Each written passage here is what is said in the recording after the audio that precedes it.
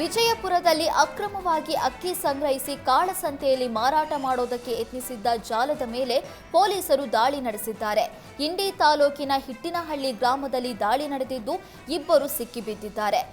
ಅಹಮದ ನಾಕಾವಿ ಹಾಗೂ ತುಕಾರಾಂ ಭಜಂತ್ರಿ ಬಂಧಿತ ಆರೋಪಿಗಳು.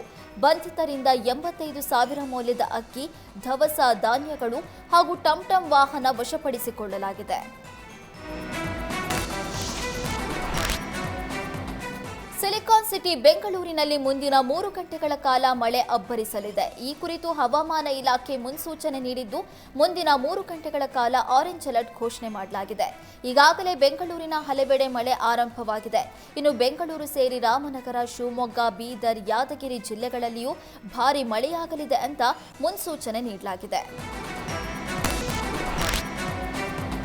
ವೇತನ ಪರಿಷ್ಕರಣೆ ಹಾಗೂ ಬಾಕಿ ಹಣಕ್ಕೆ ಆಗ್ರಹಿಸಿ ಆಗಸ್ಟ್ 5ರಿಂದ ರಾಜ್ಯ ಸಾರಿಗೆ ನೌಕರರು ಅನಿರ್ದಿಷ್ಟಾವಧಿ ಮುಷ್ಕರಕ್ಕೆ ಮುಂದಾಗಿದ್ದಾರೆ. ಈ ಬಗ್ಗೆ ರಾಜ್ಯ ಸಾರಿಗೆ ನಿಗಮಗಳ ಕಾರ್ಮಿಕ ಸಂಘಟನೆಗಳ ಮುಖಂಡ ಆದಿಮೂರ್ತಿ ಮಾತನಾಡಿದ್ದು, ಕೆಎಸ್ಆರ್ಟಿಸಿ ನೌಕರರು ಹಗಲು ರಾತ್ರಿ ಕಷ್ಟಪಟ್ಟು ಕೆಲಸ ಮಾಡ್ತಿದ್ದಾರೆ.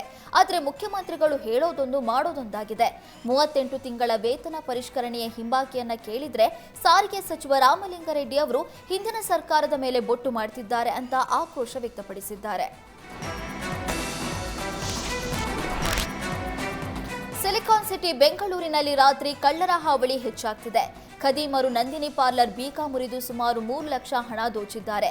ಪೀಣ್ಯ ಪೊಲೀಸ್ ಠಾಣಾ ವ್ಯಾಪ್ತಿಯ 8ನೇ ಮೈಲಿಯಲ್ಲಿ ಘಟನೆ ನಡೆದಿದೆ. ವಿರೂಪಾಕ್ಷ ಎಂಬುವರಿಗೆ ಸೇರಿರುವ ನಂದಿನಿ ಪಾರ್ಲರ್ ಇದಾಗಿದ್ದು, ಚೀಟಿ ಎತ್ತಿದ್ದ 3 ಲಕ್ಷ ಹಣವನ್ನ ವಿರೂಪಾಕ್ಷ ಪಾರ್ಲರ್ ಲಾಕರ್ನಲ್ಲಿ ಇಟ್ಟಿದ್ರು. ತಡರಾತ್ರಿ 2 ಬೈಕ್ನಲ್ಲಿ ಬಂದಿದ್ದ ಇಬ್ಬರು ಖದೀಮರು ಹಣ ಕದ್ದೊಯ್ದಿದ್ದಾರೆ. ಖದೀಮರು ಬೀಗ ಮುರಿದು ನಂದಿನಿ ಪಾರ್ಲರ್ಗೆ ಕನ್ನ ಹಾಕಿದ ದೃಶ್ಯ ಸಿಸಿಟಿವಿಯಲ್ಲಿ ಸೆರೆಯಾಗಿದೆ. ಪೀಣ್ಯ ಪೊಲೀಸ್ ಠಾಣೆಯಲ್ಲಿ ಪ್ರಕರಣ ದಾಖಲಾಗಿದ್ದು, ಖದೀಮರಿಗಾಗಿ ಶೋಧ ಕಾರ್ಯ ನಡೆಸಲಾಗುತ್ತಿದೆ. ಕೊಪ್ಪಳ ನಗರಸಭೆ ಅಧಿಕಾರಿಗಳ ನಿರ್ಲಕ್ಷ್ಯಕ್ಕೆ ಅಪಾರ ಪ್ರಮಾಣದ ನೀರು ಪೋಲಾಗಿದೆ. ಕೊಪ್ಪಳದ ಬಸ್ ನಿಲ್ದಾಣದ ಬಳಿ ಗೃಹ ಬಳಕೆ ನೀರು ರಾಜಕಾಲುವೆಗೆ ಹರಿದು ಹೋಗ್ತಿದೆ. ಒಂದೆಡೆ ನಗರಸಭೆಯಿಂದ ವಾರಕ್ಕೊಮ್ಮೆ ನೀರು ಪೂರೈಕೆ ಮಾಡ್ತಾ ಇದ್ರೆ, ಮತ್ತೊಂದೆಡೆ ಅಪಾರ ಪ್ರಮಾಣದ ನೀರು ರಾಜಕಾಲುವೆಗೆ ವ್ಯರ್ಥವಾಗಿ ಹರಿದು ಹೋಗ್ತಿದೆ. ಈ ಬಗ್ಗೆ ನಗರಸಭೆ ಅಧಿಕಾರಿಗಳ ಗಮನಕ್ಕೆ ತಂದರೂ ಪ್ರಯೋಜನವಾಗಿಲ್ಲ. ಸರಿಯಾಗಿ ನೀರು ಪೂರೈಕೆ ಆಗ್ತಾ ಇಲ್ಲ ಅಂತ ಸಾರ್ವಜನಿಕರು ಆಕ್ರೋಶ ವ್ಯಕ್ತಪಡಿಸಿದ್ದಾರೆ. ಕೋಲಾರ ವಿಭಾಗದ ಬೆಸ್ಕಾಂ ಕಾರ್ಯನಿರ್ವಾಹಕ ಇಂಜಿನಿಯರ್ ವಿಭಾಗದಲ್ಲಿ ಅಕ್ರಮದ ಆರೋಪ ಕೇಳಿಬಂದಿದೆ. ಬೆಸ್ಕಾಂ ಸಾಮಗ್ರಿಗಳನ್ನು ಕಾಳಸಂತೆಯಲ್ಲಿ ಮಾರಾಟ ಮಾಡಿದ್ದಕ್ಕೆ 3 ಬೆಸ್ಕಾಂ ಇಂಜಿನಿಯರ್ಗಳ ವಿರುದ್ಧ ಎಫ್ಐಆರ್ ದಾಖಲಾಗಿದೆ. ಬೆಸ್ಕಾಂ ಇಂಜಿನಿಯರ್ಗಳು ಸುಮಾರು 2 ಕೋಟಿ 10 ಲಕ್ಷ ಮೌಲ್ಯದ ಸಾಮಗ್ರಿಗಳನ್ನು ಅಕ್ರಮವಾಗಿ ಮಾಡಿದ್ದಾರೆ ಅಂತ ಕೆಸಿ ರಾಜಣ್ಣ ಎಂಬುವರು ಕೋಲಾರ ನಗರ ಪೊಲೀಸ್ ಠಾಣೆಗೆ ದೂರು ನೀಡಿದ್ರು.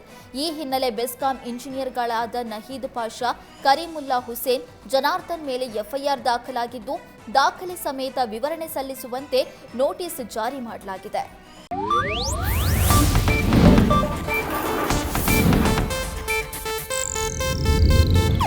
ಇದು ಏಷ್ಯಾನೆಟ್ ನ್ಯೂಸ್ ನೆಟ್ವರ್ಕ್ ಪ್ರಸ್ತುತಿ.